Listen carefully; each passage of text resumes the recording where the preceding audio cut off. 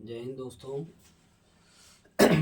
आज हम आप लोगों को सिखाएंगे, कल जो पढ़ाया था कि करड़ी के बारे में, घातांक के बारे में, तो आज करड़ी के बारे में हम पूरा मोस्ट इम्पॉर्टेंट क्वेश्चन देखेंगे जो अक्सर हर वनडे एग्ज़ाम में आता है।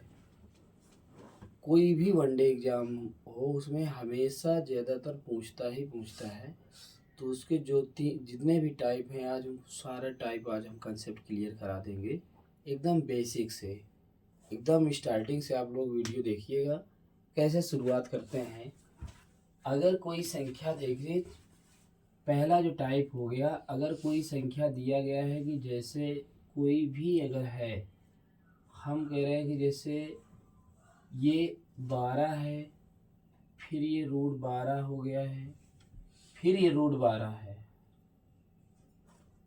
अगर ये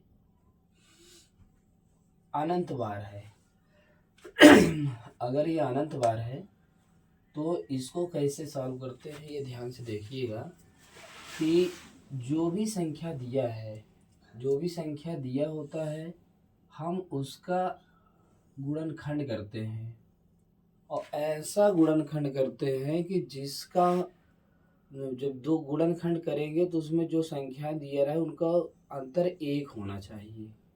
जैसे जब गुणनखंड करेंगे कि दो ऐसी संख्या, जैसे 12 दिया गया है, 12 में ऐसी दो संख्या का गुणनखंड करना है कि जिनके बीच का अंतर एक हो।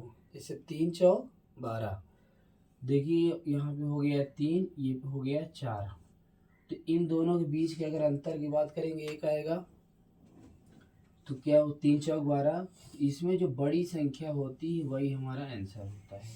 एकदम सरल है, जो बड़ी संख्या होगी वही हमारा आंसर होगा।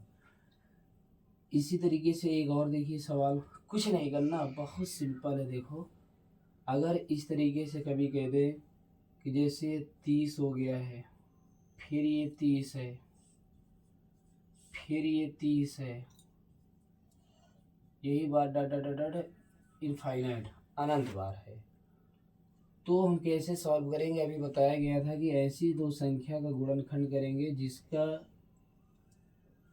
अंतर एक हो। जैसे 5 छक्का 30, इनके बीच का अंतर एक है, तो ये जो हमारी बड़ी संख्या हो जाएगी यही हमारा आंसर है।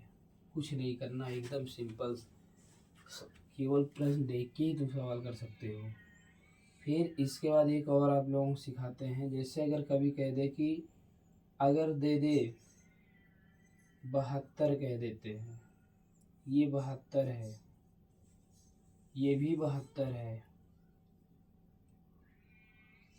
ये भी 72 है, एक अनंत बार है, तो क्या करेंगे इसका गुणनखंड। जैसे ही करेंगे 8 9 72, इनके बीच का अंतर कितना आया, एक, ये सीधे सीधे हमारा आंसर हो जाएगा। कुछ नहीं करना है, समझ में आया। हमेशा देखते हैं जब प्लस वाली अगर संख्या है तो इसमें जो भी बड़ी संख्या होगी वही हमारा आंसर होता है। और अक्सर ये याद रखना कि उनके हमेशा उनके बीच का अंतर एक होना चाहिए। इसी तरीके से हम एक और नया, जो जैसे प्लस वाला हो गया तो माइनस वाला भी सिखा देते हैं, कैसे माइनस वाला किया जाता है।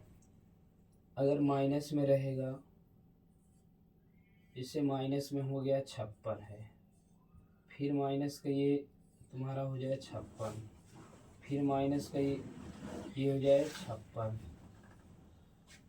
और इसी तरीके से ये कितनी बार हो जाए, अनंत बार। तो हमेशा याद रखना, सेम वैसे ही हम इसको भी सॉल्व करेंगे।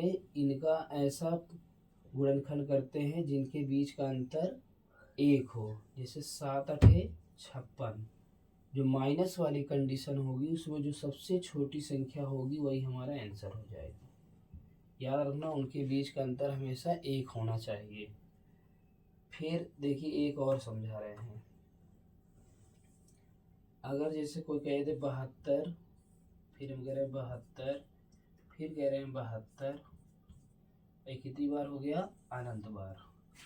तो इसको कैसे सॉल्व करेंगे, एकदम सिंपल है कि इसको जैसे ही इसका गुणनखंड करेंगे, 8 × 9 8 9 72, तो माइनस के कंडीशन में जो सबसे छोटी संख्या रहेगी वही हमारा आंसर हो जाएगा। ये हमारा आंसर है। एक और सिखा देते हैं। अगर कह दे जैसे 42 हो गया, फिर 42 है, फिर 42 है, ये कितनी बार है? अनंत बार। तो इसका सीधा सीधा जैसे ही गुणनखंड करेंगे 6 सतह 42, इसका आंसर क्या आ जाएगा? 6 आ जाएगा। अब देखिए, अगर कोई संख्या जैसे बार बार रिपीट हो रही है, 8 9 बार बार रिपीट हो रही है, जैसे कोई कह दे कि सीधा सीधा √5 है, फिर √5 है, फिर √5 है, ये कितनी बार हो जाए? अनंत बार हो जाए। तो जिसका आंसर आएगा सीधे सीधे यही 5 रहेगा। जो संख्या दिया है वही उसका आंसर हो जाता है। अगर इसी तरीके से इधर √7, फिर √7, फिर √7, फिर √7, चाहे जितनी बार हो, अनंत बार, इसका जो आंसर आएगा सीधे सीधे 7 हो गया। एक और देखो, अगर कह दें √3, फिर √3, फिर √3, फिर √3, ये कितनी बार हो जाए? अनंत बार। तो इसका आंसर आ जाएगा, क्या आएगा? 3। बस देखते जाना कौन सा सवाल किस तरीके से पूछेगा, तो हमको कैसे उसको बताना है। अब एक और हो गया है, अगर यही चीज़ दे दे, जैसे √3 हो गया है, √3 हो गया है, √3 हो गया है, अगर ये करनी भले सीधा सीधा अगर इसमें कह दे जैसे 1 2 3 3 है, तो हमेशा याद रखना इस तरीके कंडीशन में जो भी संख्या दिया रहेगा, जो भी संख्या, तो उसमें होता है 2 की पावर